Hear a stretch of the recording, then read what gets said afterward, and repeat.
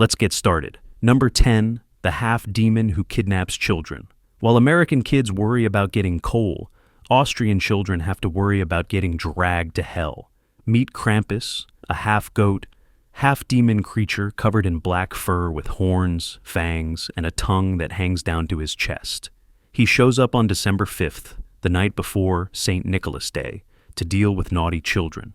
Krampus carries chains and bells that he lashes about, along with a bundle of birch sticks meant to swat naughty children. He then hauls the bad kids down to the underworld. His name comes from the German word for claw, and he's been terrorizing Alpine children for centuries.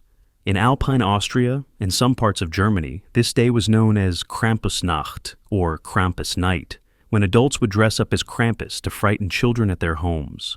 The tradition got so intense that the Austrian government tried to ban it twice. The Catholic Church forbade the celebrations, and during World War II, the fascist government found Krampus despicable. In the 1950s, the government of Austria distributed pamphlets titled, "Krampus is an Evil Man," for fear that encounters with Krampus might damage children's mental health. But Krampus refused to die. Today, men still dress in elaborate costumes with hand-carved wooden masks and run through the streets chasing people during Krampus runs. Number 9, the child-eating giantess. Iceland decided one Christmas monster wasn't enough, so they created an entire terrifying family. At the top is Grýla, a hideous ogress who lives in a mountain cave and has one specific craving: naughty children. She doesn't just eat them raw either, she cooks them into a stew. Grýla has been mentioned in Icelandic texts since the 13th century.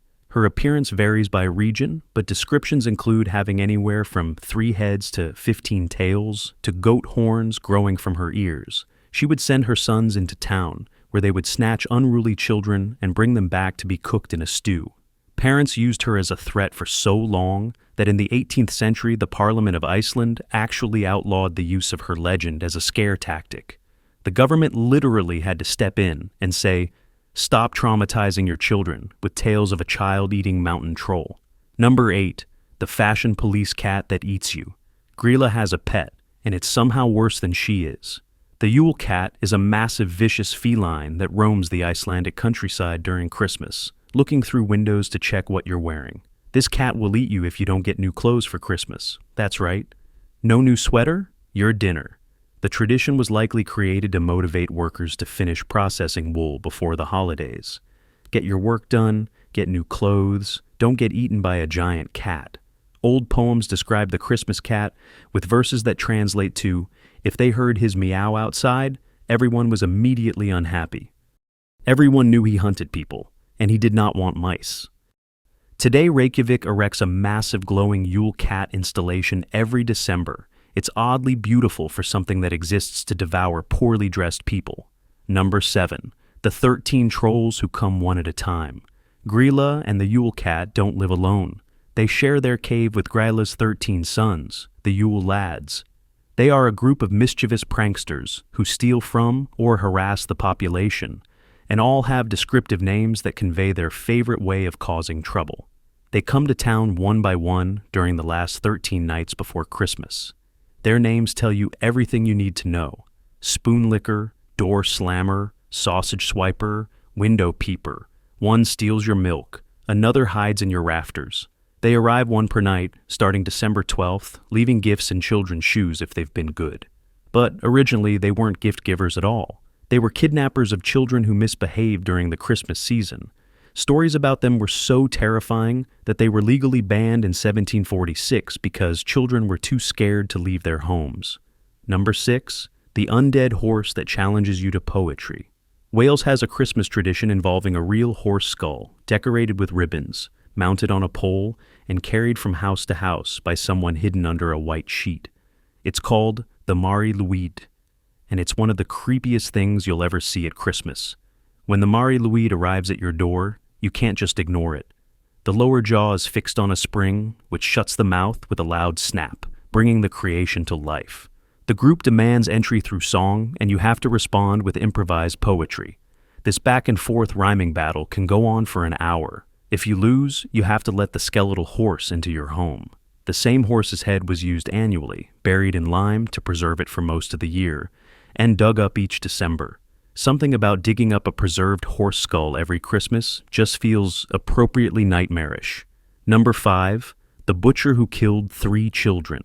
France has Père Fouettard, whose name literally translates to Father Whipper. He accompanies St. Nicholas, but while Nicholas hands out gifts, Père Fouettard dispenses lumps of coal and beatings to naughty children. His origin story is genuinely horrific.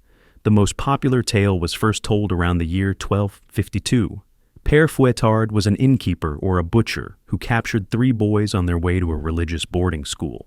He and his wife murdered the children, and some versions say they chopped them up and put them in a salting barrel. St. Nicholas discovered the crime and resurrected the children. As penance, the butcher was condemned to follow St. Nicholas forever, punishing bad children. He's depicted as a man with a sinister face dressed in dark robes with scraggly unkempt hair and a long beard, armed with either a whip, a large stick, or bundles of switches. Number 4. The scarecrow that wanted to eat children. In the Alsace region along the French-German border, they have Hans Trapp instead. According to legend, Hans Trapp is based on Hans von Trotha, a rich and ruthless German knight who terrorized the local population. He made deals with the devil, got excommunicated by the Pope, and was banished to wander the mountains. Living in isolation drove him mad, and he developed a craving for human flesh. In the disguise of a scarecrow, he waited on lonely roads around Christmas, looking for suitable victims. One day, a 10-year-old boy came across the scarecrow. Trapp stabbed the boy with a stick and brought him back to his house, where he sliced up the child and cooked him. According to legend, God struck him down with lightning before he could eat. But his ghost still roams during Christmas, and the fear of the Trapp treatment is instilled in children to this day, with the threat of being roasted on Trapp's spit looming over mischievous youngsters. Number 3. Beating a log until it poops presents. Catalonia has a Christmas tradition that sounds like someone made it up while extremely drunk. There's a log that you feed scraps of food, and then it poops presents when you hit it with a stick and sing a song. The name Caga Tió literally means pooping log. Starting December 8th, families put a Caga Tió by the fireplace with a blanket to keep it warm at night. Kids feed the log sweets and candy for 2 weeks. The idea is that you're fattening it up. Then on Christmas Eve, the family gathers around and beats the log with sticks while singing a song that translates to "Poop log, poop nougats. If you don't poop well, I'll hit you with a stick." This process continues until you lift up the blanket and find sardines or herring. Then you know your log is fully cleansed of presents. At that point, you throw it on the fire. Its work is done. Number 2, the goat that gets burned down every year. In the Swedish city of Gävle, they've built a giant straw goat every Christmas since 1966. It stands over 40 feet tall and takes thousands of hours to construct. There's just one problem. The Gävle Goat has been the subject of repeated arson attacks, and despite security measures and a nearby fire station, the goat has been burned to the ground most years since its first appearance. As of now, 42 out of 59 goats have been destroyed or damaged in some way. The first goat burned down on New Year's Eve 1966, just a month after it was erected. The city has tried everything: guards, security cameras, fire-retardant chemicals, fences. Nothing works. In 2005, 2 vandals, one dressed as Santa Claus and the other as a gingerbread man, shot it with burning arrows.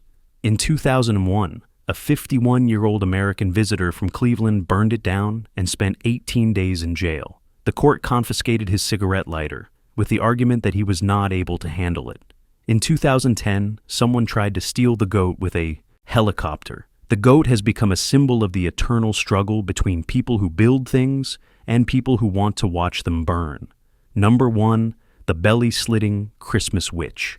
Austria has one more terrifying figure beyond Krampus. Frau Perchta appears during the 12 days of Christmas, checking if you've been working hard and eating properly. Dating back to ancient pagan religions, Perchta has a beaked nose, is dressed in worn-out rags, and carries a long knife. Her punishment method is specific. If she finds you've been lazy or eaten something other than the traditional meal of fish and gruel, she'll slit your belly open, remove your internal organs, and stuff you with straw and pebbles. Sweet dreams. The tradition dates back to pre-Christian alpine beliefs about wild spirits who roam during the winter solstice. She was eventually folded into Christmas traditions, but she never lost her knife or her fondness for disembowelment. These traditions reveal something about the psychology of winter festivals. When nights are longest and coldest, people created stories about terrifying things lurking in the darkness. The monsters weren't just about scaring children into behaving, they were about acknowledging that winter itself is scary. The cold, the dark, the uncertainty of whether spring would ever come. Modern Christmas has scrubbed away most of the fear, replacing demons with reindeer and child-eating ogresses with shopping mall Santas. But in pockets of Europe, the old traditions survive. Children still watch for Krampus. Families still beat a log until it defecates candy. And every December, an entire Swedish city holds its breath, wondering if this will be the year their goat survives. That's all for today. Where are you from, and does your country have any weird or creepy Christmas traditions? Let me know in the comments. I'll be making similar videos in the future. Subscribe to see them.